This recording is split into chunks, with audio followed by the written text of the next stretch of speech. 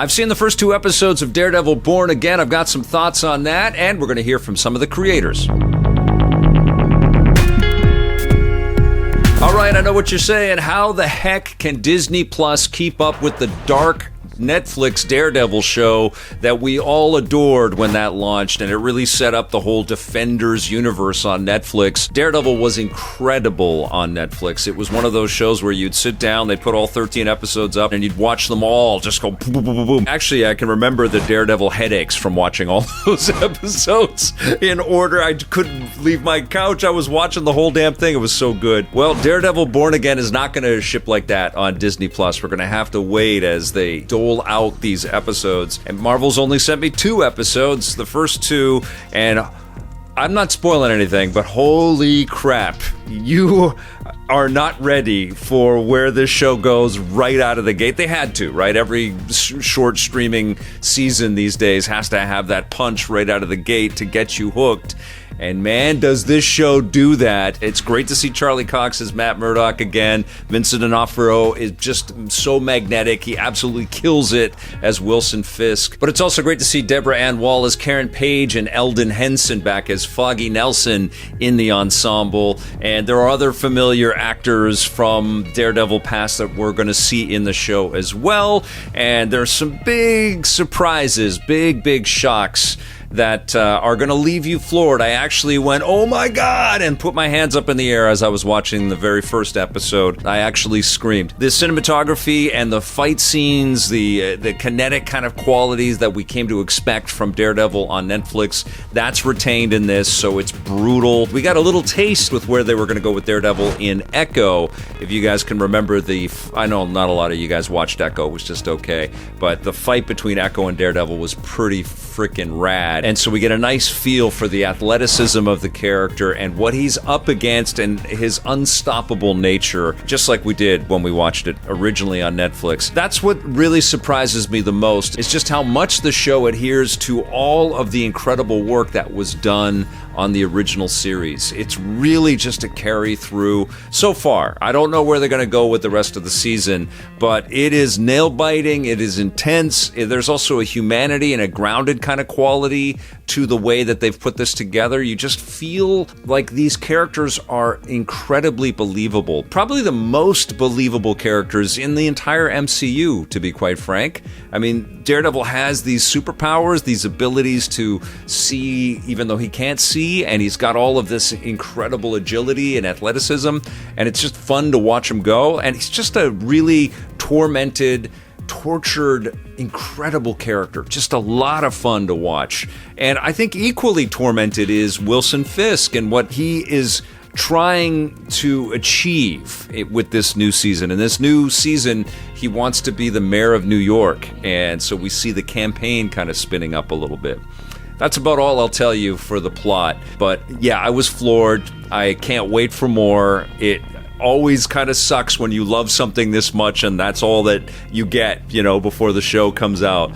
But man, I am so excited. But the other cool thing is I actually got to speak with Justin Benson and Aaron Moorhead, who are executive producers on the show and have directed episodes. Let's hear from them. It's Victor Lucas from the Electric Playground. I'm with Justin Benson and Aaron Moorhead, who are helping to bring us Daredevil Born Again. Those first 2 episodes, you guys, holy crap, man. I was expecting to be, blown away and impressed by everything, but it knocked my socks off. Congratulations. How do you guys feel? Oh, wait, are you a fan of superhero shows? I can't tell from your background.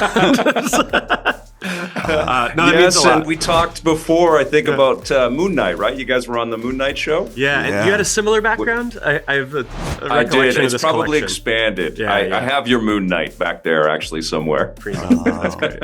Thank you. And I'll get some of the new Daredevil figures, too. I'm loving the show, but how do you guys feel the world is seeing it? You're talking to other critics and stuff right now. Yeah, what's funny is is that we've been so in this show. We've given our hearts and souls to this because the bar is so high with that Netflix show, and so much great content of that character since the 1960s in the comic books. There's so many things that we felt pressured to get right as fans, and the last couple days doing press have been the first times that we've interacted with audience members seeing it. And so Yeah. at the top of this interview, you say, guys, I really love it. You have no idea how happy that makes us. Oh, that's awesome. That's awesome. Was it a different deal stepping into this show compared to Moon Knight, which you guys were kind of crafting and building, based on your own instincts, but this has its built-in fan base and a lot of expectation. Was it a totally different deal? Was it more pressure or easier? Different, definitely different, because Moon Knight was also our first step into the MCU, which was really exciting for us. And obviously, like the excitement around stepping into Daredevil didn't come with the question of whether or not we are capable, but there's this Daredevil legacy that is so strong from the Netflix show.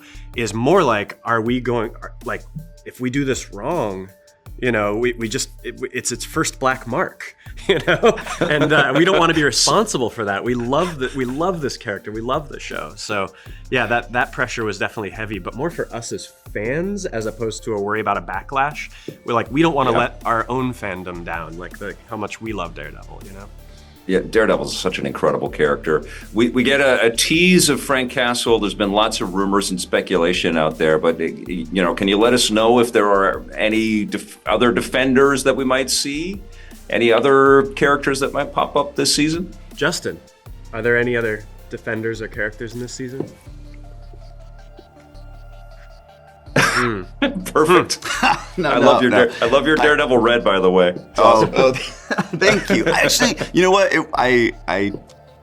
It's intentional. I'll just admit it. It is. I'm just gonna say. Yeah, absolutely. What's it like working with Charlie and Vincent? Easy.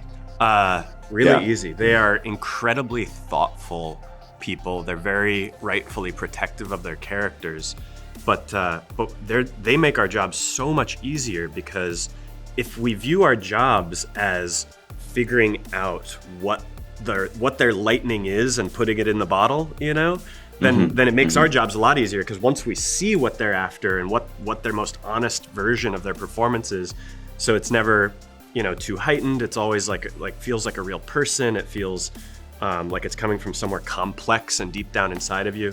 Once we figure those out with Charlie and Vincent, and they tell us, our job just becomes to capture it correctly, rather than trying to convince them of our vision, Well, the taste of the 2 episodes was unbelievable. I can't wait to see where you go with the show, and congratulations, you two. And here's to continued success for both of you guys and more Marvel projects in your future. Thank you. Awesome. Thank you very much.